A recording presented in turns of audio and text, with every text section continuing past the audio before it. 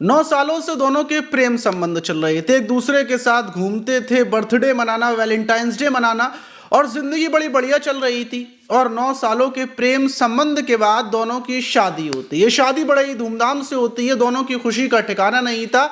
लेकिन शादी को महज 62 दिन गुजरते हैं, 2 महीने गुजरते हैं और 62वें दिन ही जो नई नवेली दुल्हन थी वो अपने दूल्हा की, जिसके साथ वो 9 सालों से प्रेम संबंध में थी, अब आकर लव मैरिज की थी, उसी दूल्हा की वो गला दबाकर बड़ी ही शातिराना प्लानिंग से उसकी हत्या कर देती है। और ऐसा दिखाती है कि जैसे दूल्हा ने खुद अपने आप को खत्म किया है। सबको यही लगता है क्या जो लड़का है उसने टेंशनों में ये कदम उठाया है, लेकिन जब खुलासा होता है कि ये कोई मतलब ऐसा नहीं है कि दूल्हा ने खुद ऐसा कदम उठाया है, बल्कि दुल्हन ने हत्या की है।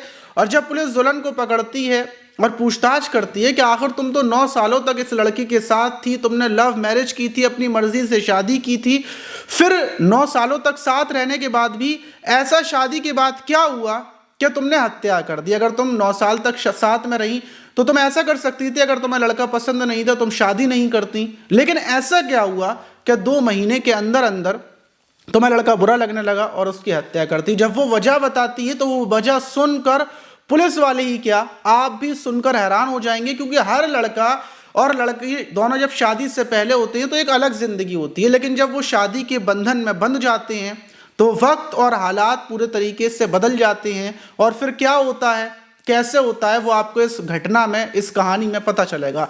तो चलते हैं, और जो आज की घटना है कि आज एक फिर दुल्हन ने दूल्हा की क्यों हत्या कर दी, तो चलते हैं। तो दोस्तों, मेरा नाम माज है, उम्मीद है कि आप सब अच्छे होंगे, सुरक्षित होंगे। और जो आज की घटना है वो उत्तर प्रदेश के बरेली की, और वहीं का एक इज्जत नगर थाना है। और 26 जनवरी को पूरा देश गणतंत्र दिवस मनाने में लगा हुआ था, चारों तरफ देशभक्ति के सॉन्ग बज रहे थे। लेकिन उसी बीच जो इज्जत नगर थाना है उसमें फोन आता है कि जो इज्जत नगर थाने के अंतर्गत एक कैलाशपुरम कॉलोनी है, वहां पर एक लड़के की बॉडी मतलब घर में पड़ी हुई है, क्योंकि उस लड़की ने शायद कुछ गलत कदम उठा दिया। जब पुलिस को इतना पता चलता है, पुलिस की एक टीम रवाना होती है, और जो कैलाशपुरम की कॉलोनी में एक घर है जो कमल सक्सेना का है, उन्होंने ही पुलिस को फोन कर बुलाया था। जब वो अंदर ले जाते हैं तो वहां पर एक लड़के की बॉडी रखी हुई थी, उसके गले में एक मफलर जो होता है वो मफलर था। और जो कमल सक्सेना थे वो बताते हैं कि अभी अभी हमने पंखे पर ये लड़का झूल रहा था, इसकी बॉडी को उतारा है और इसने खुद गलत कदम उठा लिया है कोई, और ये मतलब बॉडी हमने उतारी है, वीडियो बना ली है। अब पुलिस को जब ये पता चलता है तो पुलिस देखती है कि जो लड़का था जिससे मतलब जिसकी मौत हुई थी उसका नाम जितेंद्र था, उसके पास ही एक लड़की बेहद ज़्यादा रो रही थी, वो तड़प रही थी, कमर जो जितेंद्र था उसको उठा रही थी बार बार और बेहद ज़्यादा रो रही थी। पुलिस पूछती है कि ये लड़की कौन है, तो बताते हैं लोग कि ये जितेंद्र की पत्नी है और दोनों की शादी अभी 2 महीने पहले हुई थी, दोनों ने लव मैरिज की थी। लेकिन जितेंद्र पता नहीं किस टेंशन में था और उसने ये कदम उठा लिया, क्योंकि जो इसकी जो मतलब पत्नी है ज्योति, वो बाहर सब्जी लेने के लिए गई हुई थी, और जब वो सब्जी लेकर लौटी तो उसने देखा कि गेट अंदर से बंद है। उसने गेट मतलब ये लोग किराए पर रहते हैं यहाँ पर, और गेट बाहर से बजाया लेकिन अंदर से कोई रिस्पॉन्स नहीं आया। तब जाकर उसने वहाँ के लोगों को इकट्ठा किया और जो कमल सक्सेना है उनको बुलाया। फिर गेट को तोड़कर जब हम लोग अंदर आए तो जितेंद्र पंखे पर झूल रहे थे मफलर के जरिए, तो फिर उनको उतारा गया। और तब से ही ये ज्योति बराबर रो रही है, और कुछ ही देर में ज्योति के जो परिवार के लोग थे वो भी आ जाते हैं। सबको यही लगता है कि जितेंद्र के ऊपर बोझ आ गया था शादी के बाद, और शायद वो इसी टेंशन में उसने ये कदम उठा लिया। और दूसरी चीज, उसके परिवार के लोग भी खुश नहीं थे, तो हो सकता है इस वजह से उसने ऐसा कर लिया हो। पुलिस को ढेर सारे सवाल मतलब लग रहे थे। वहीं पुलिस बॉडी को उठाती है, पोस्टमार्टम के लिए भेज देती है, और ये जो देती है जितेंद्र के परिवार से कांटेक्ट किया जाता है, क्योंकि जितेंद्र इटावा का रहने वाला था, लेकिन यहाँ पर रहकर ये कंपनी में काम करता था और इसीलिए यहाँ पर किराए के मकान में रहता था, और शादी के बाद भी ये यहीं पर रह रहा था। अब जब परिवार को संपर्क किया जाता है, बताया जाता है कि ऐसे ऐसे जितेंद्र ने गलत कदम उठा लिया है, तो जब जितेंद्र के परिवार को पता चलती है, परिवार पहुंचता है, जितेंद्र का भाई अजय और ममेरा भाई विकास ये बताते हैं कि जितेंद्र ने हमें बताया था कि जो जितेंद्र के ससुराल वाले हैं वो उसको बेहद ज़्यादा टॉर्चर कर रहे हैं, कार की, बाइक की, और मतलब एक घर खरीदने की डिमांड कर रहे हैं। वो ये बोल रहे हैं कि तुम्हारी जो इटावा में प्रॉपर्टी पड़ी हुई है तुम उसको बेच दो, अपना हिस्सा ले लो, और जो पैसे मिले उससे एक कार खरीदो और एक घर खरीदो। और इसीलिए जो ज्योति उसकी पत्नी है वो भी बराबर टॉर्चर कर रही थी। वो ये बोल रही थी कि अगर तुम ऐसा नहीं करोगे तो मैं तुम्हारे ऊपर दहेज का केस दर्ज कर दूंगी। अब पुलिस को ये बात पता चलती है तो ये बात दूसरी थी। पुलिस हैरान हो जाती है कि भला हो सकता है कि टॉर्चर करने की वजह से ऐसा हुआ हो।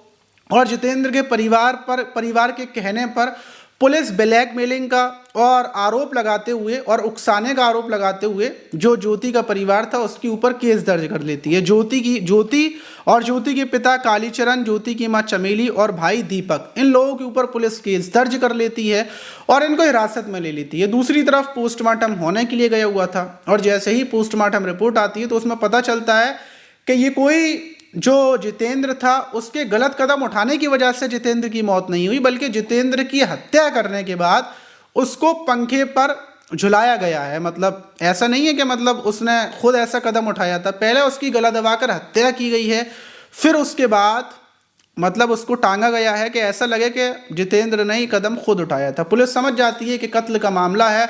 अब ज्योति से सख्ती से पूछताछ शुरू की जाती है। पोस्टमार्टम रिपोर्ट आने के बाद जो थाना इंचार्ज हैं ब्रजेश सिंह, वो घटना स्थल पर दोबारा से पहुंचते हैं, वहां का मुआयना करते हैं और तब जाकर पूरा मामला समझ में आता है और ज्योति भी अपना गुनाह जुर्म कबूल करती है। पूरी कहानी ये निकल कर आती है कि इन दोनों के प्रेम संबंध 9 साल पहले शुरू हुए थे, क्योंकि जब जितेंद्र यहाँ पर रहता था तभी ये जो ज्योति है ये बस कंडक्टर है और जितेंद्र बस से आता जाता था और उसी बीच रोज़ाना आने जाने में उसकी ज्योति से जान पहचान हो गई थी और तब से ही दोनों के प्रेम संबंध चल रहे थे।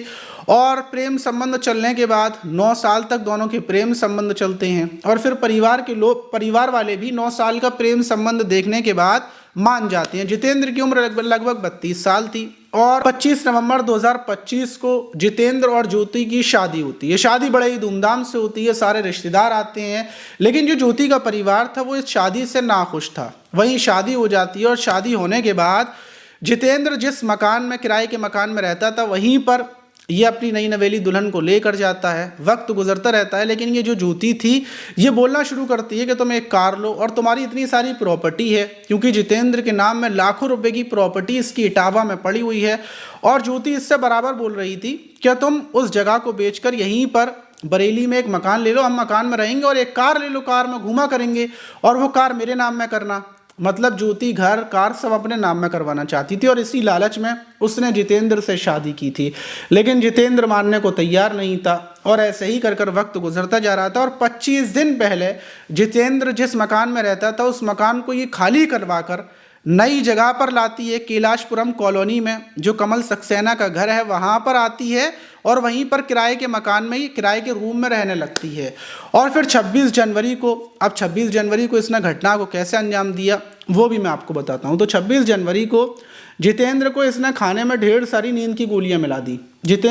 उसने उन नींद की गोलियों को खाया और उसके बाद वो गहरी नींद में चला गया, बेहोश हो गया। फिर ये जितेंद्र के गले को कसकर दबाती है, पूरी ताकत से उसके गले को दबाती है और इसकी हत्या कर देती है। और वजह क्या थी? वजह ये थी कि बराबर इन लोगों में आए दिन विवाद हो रहे थे। विवाद ये हो रहे थे कि जितेंद्र अपनी प्रॉपर्टी बेचने को तैयार नहीं था और ये जो ज्योति थी ये किराए के मकान में रहने को तैयार नहीं थी। और अब आकर इसको एहसास होने लगा था कि इसने शादी कर गलती कर दी, इसने बहुत बड़ी गलती कर दी, क्योंकि जितेंद्र तो इसको किरायों के मकान में रखेगा, इसको वो सुख दे नहीं पाएगा जिस सुख की वजह से इसने शादी की है, क्योंकि इसने लालच में आकर शादी की थी। और इसका खून खौल जाता है। इसने फैसला कर लिया था कि ये जितेंद्र को मार देगी और 26 जनवरी को ये जितेंद्र को मौत के घाट उतार देती है। और फिर पुलिस ने जब कॉल डिटेल्स इसकी निकाली तो आखिरी बार इसने अपने परिवार के लोगों को कॉल किया था कि उनको बुलाकर जो जितेंद्र की बॉडी है उसको पंखे पर ये लटका सके। और इसलिए इसने अपने परिवार को, जहाँ तक अंदाज़ा लगाया जा रहा है, तो इसने अपने पिता और भाई को बुलाया था और इस घटना में शामिल किया था और उसके बाद उनको भगा दिया था।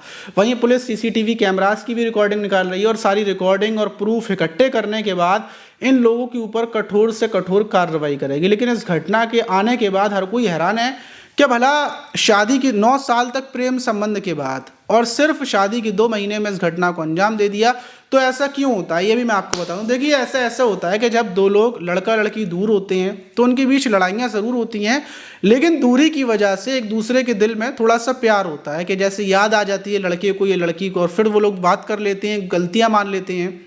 लेकिन जब एक दूसरे के साथ रहना शुरू करते हैं, तो फिर एक दूसरे के साथ रहने में ज़्यादा कमियां पता चलती हैं कि यार ये तो ऐसा इंसान है, ये तो मतलब हमारी सुन नहीं रहा है, और फिर वो कमियां बर्दाश्त नहीं हो पाती, क्योंकि हमारी आदत पहले से, मतलब जो लोग एक दूसरे से प्यार करते हैं उनकी आदत पहले से ये बनी होती है कि वो हमें मनाएगा। अगर हम गुस्सा हैं, हमने उसको ब्लॉक कर दिया, तो वो दूसरे नंबर से हमें कॉल करेगा, हमारे पीछे पड़ेगा। लेकिन शादी के बाद फिर ये सब नहीं होता। शादी के बाद एक बदला हुआ रुख देखकर वो इंसान बर्दाश्त नहीं कर पाता और फिर ऐसी घटना हो जाती है। और दूसरी चीज़ लालच। लालच एक ऐसी बीमारी है कि अगर आपके मन में लालच आ गया है तो आप समझ जाएं कि बर्बादी के रास्ते पर जा रहे हैं। ज्योति के दिल के अंदर लालच था, उसने कभी जितेंद्र से प्यार मतलब किया ही नहीं होगा। अगर वो प्यार करती तो किराए के मकान में रहने में उसको कोई आफत नहीं आती और वो इस घटना को भी अंजाम नहीं देती। आप इस घटना पर क्या बोलना चाहिए कमेंट बॉक्स में ज़रूर बताइएगा। मिलते हैं किसी और वीडियो में, जब तक के लिए अपना ख्याल रखें, सुरक्षित रहें, सावधान रहें।